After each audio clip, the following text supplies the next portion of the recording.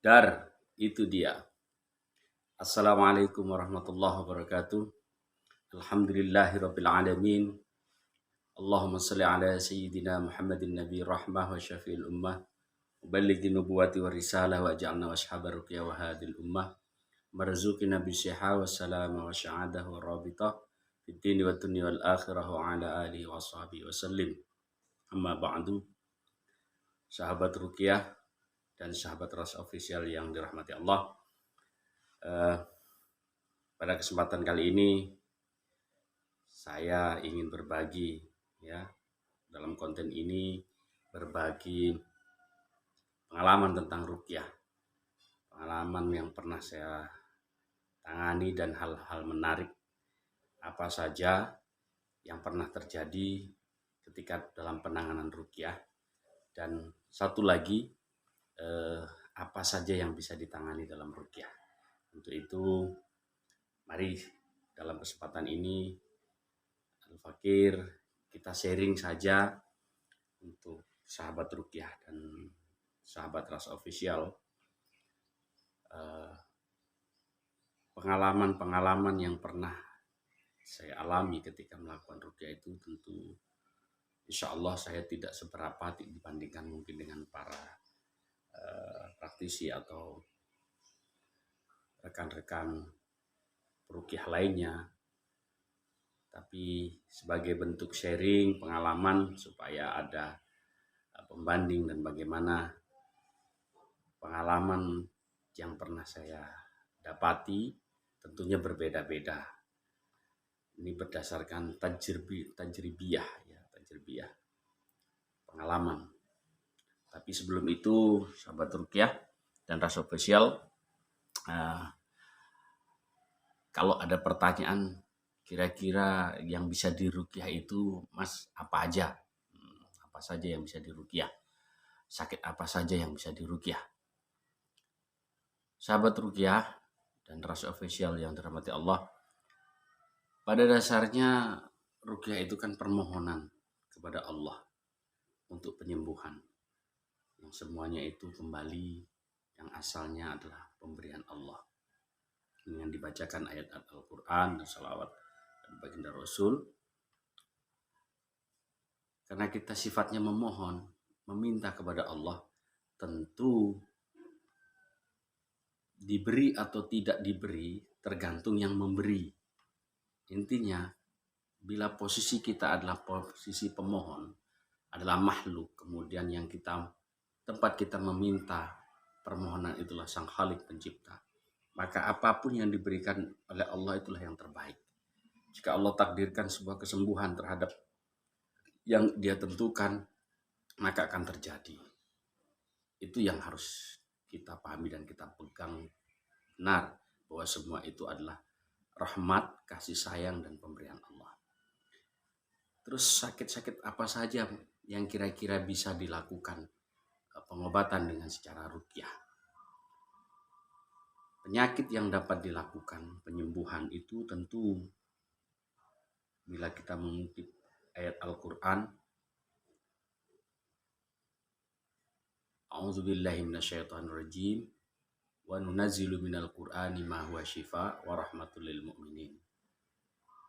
Dan sesungguhnya Al-Quran itu diturunkan sebagai penawar atau obat bagi orang-orang yang beriman. Nah ini, jadi obat penawar Al-Quran itu sendiri.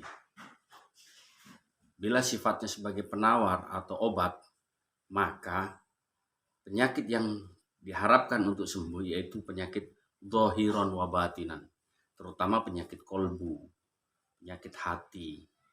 Jadi penyakit dhahir apapun itu bentuknya, itu dimohonkan kepada Allah untuk diangkat penyakitnya. Apapun itu, penyakit dhahir yang sifatnya jasmani. Wa batinan, juga penyakit batin, penyakit kolbu. Penyakit kolbu bermacam-macam tentunya. Rasa iri di dalam hati kita, rasa sombong, takabur, kemudian suudzon, kemudian ujub, semua penyakit-penyakit bahil yang bersembunyi dalam kolbu, kita mintakan juga kepada Allah untuk diangkat dan diganti. Itulah ruqyah, bahwa permohonannya, penyembuhan yang diharapkan adalah penyakit zahiran wa batinan. Bukan hanya kesehatan jasmani, tetapi juga kesehatan rohani, batin. Itu yang paling terpenting. Akan keberadaan ruqyah, sahabat ruqyah yang dirahmati Allah. Keberadaan ruqyah itu di masyarakat, apa saja sih yang bisa disembuhkan, yang bisa dimintakan kepada Allah dan dirasakan dampaknya langsung. Ruqyah itu bisa indikasi dalam penanganannya, biasanya ada gangguan-gangguan gaib. Pun kalau itu gangguan gaib yang datangnya dari bangsa jin, dengan diruqyah itu dimohonkan kepada Allah, dengan dibacakan ayat Al-Quran, dimohonkan kepada Allah. Kalau tadi zahiran wa batinan, penyakit yang menempel, yang mengikutinya dari akibat perbuatan makhluknya yang bersekutu dengan manusia seperti jin dan manusia, jika ada bangsa jin yang ikut, maka diharapkan itu pun ikut keluar. Baik bangsa jin itu karena dia suka, kemudian dia benci kepada kita, atau karena dia suka kepada kita, atau karena dia benci kepada kita, nomor dua, atau karena dia khodam yang didatangkan. Karena didatangkan artinya diundang untuk masuk. Yang keempat, karena adanya nasab keturunan, mungkin ke atas ada yang pernah melakukan perjanjian atau persekutuan dengan bangsa jin, dengan persekutuan yang tidak Allah ridhoi tentunya, dengan syarat-syarat tertentu, dengan alasan apapun, apa itu penjagaan atau lain-lain, atau mungkin karena perbuatan manusia yang bersekutu, dalam hal ini sihir, menggunakan, mampu bekerja sama dengan bangsa jin. Maka 5 itu dengan ruqyah dimohonkan kepada Allah, memohon kepada Allah dengan ruqyah itu diangkat. Insya Allah itu dapat dibantu untuk dikeluarkan. Nah, besar kecilnya, banyak sedikitnya, ataupun lama sebentarnya, penyakit yang diakibatkan karena perbuatan bangsa jin atau yang bersekutu dengannya, tergantung dari pasien itu, tergantung dari yang terkena. Sahabat ruqyah yang dirahmati Allah dan Ras Official, indikasi-indikasi yang dapat dibaca atau bisa ditelaah adanya gangguan gaib, biasanya gangguan gaib sakit itu biasanya pertama adanya kesehatan yang tidak wajar, sakit yang tidak wajar.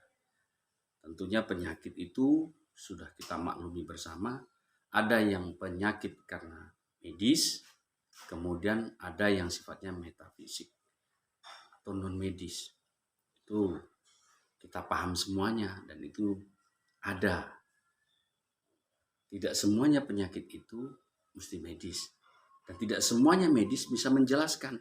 Apabila sesuatu yang tidak bisa dijelaskan oleh medis, maka larinya adalah non medis. Nah, ketika non medis itu tentu ada indikasi, itu yang tadi saya sampaikan ya sahabat ruqyah, kita sharing itu tadi, ada indikasi kesehatan yang tidak wajar, sakitnya mungkin berubah-ubah tempat, dari posisi yang tadi di tangan, benjolan tangan pindah ke kanan, pindah ke kiri, tentu kita sudah sering jumpai. Kemudian indikasi yang kedua, mungkin bisa jadi adanya gangguan kehidupan. Dalam perjalanan kehidupan itu banyak gangguan, baik segi ekonomi, kemudian jodoh, kemudian pekerjaan, tempat usaha, segala macam itu yang seharusnya wajar dan tidak masuk di akal, tapi kenapa terlihat seperti tidak normal. Nah, bisa jadi itu adanya gangguan gaib. Kemudian Yang ketiga, adanya gejala mimpi buruk terkadang. Yang mimpi buruk yang sering dialami, ketakutan, kecemasan ketika tidur, tentunya di malam hari, dan sering terasa ada yang mengikuti, tentunya yang merasakan ini yang mengalami. Bagi mereka yang belum mengalami, tentu hal ini bagi mereka apa ya, tidak ada. Tapi bila sudah mengalaminya, barulah merasakan. Jadi itu sahabat ruqyah, kita sharing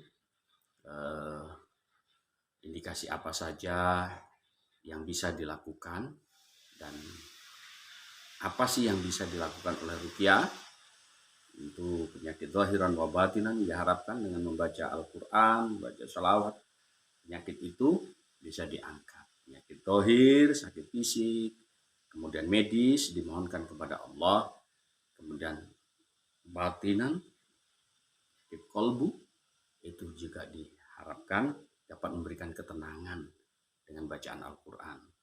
Kemudian 3 hal-hal yang mengikuti di belakangnya yang sifatnya gaib, yang beriringan yang tadi saya sampaikan, baik karena jin itu suka, benci, ataupun nasab, atau diundang karena khodam, ataupun karena kiriman sihir, maka diharapkan juga dengan bacaan Quran itu bisa diangkat oleh Allah.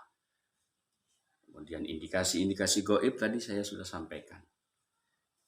Adanya terhalangnya kehidupan, kesehatan yang tidak wajar, tentu kemudian mimpi-mimpi buruk itu salah satu juga indikasi bahwa adanya gangguan gaib dalam kehidupan kita. Sahabat ruqyah dan Ras Official yang dirahmati Allah, itulah sharing kita, sharing saya pribadi yang saya dapat dari guru-guru saya yang alim, yang bisa kita berbagi, bahwa saya tidak lebih tahu dari siapapun, kita sifatnya sharing atau berbagi. Mungkin sahabat ruqyah atau Ras Official ada yang bisa memberikan tambahan, saya persilakan memberikan komen pada kolom komentar saya, atau mungkin ada yang ditanyakan yang sekiranya saya mampu memberikan penjelasan, dan saya insya Allah kita berikan penjelasan. Jika tidak, akan saya tanyakan kepada yang lebih tahu. Jadi kita sharing sifatnya dan tidak lebih dari apapun.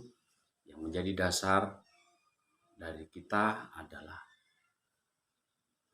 mudah-mudahan hidup kita ini bermanfaat untuk orang lain dan menjadi amal ibadah kita nanti di akhirat, itu harapannya. Kira-kira sekian sahabat ruqyah dan Ras Official untuk konten kali ini. Mudah-mudahan kita semua diberi kesehatan oleh Allah Subhanahu wa taala, diberikan kesempatan dan selalu taat kepada Allah Subhanahu wa taala. Dan itu dia. Assalamualaikum warahmatullahi wabarakatuh.